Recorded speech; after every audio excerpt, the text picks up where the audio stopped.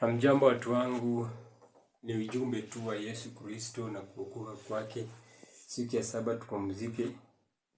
Ni kutoka, hiyo ni maandiko kutoka 20:8-11 inasema ya kwamba remember the Sabbath day. Kwa Kiswahili inasema ya kwamba ikumbuke siku ya Sabato na itakase. Hata mfanyakazi wako asiweze kufanya kazi siku ya Sabato, and keep it holy, my friend. Usidhanie ni mchezo ya kwamba wakati Yesu atarudi sote tutapumzishwa.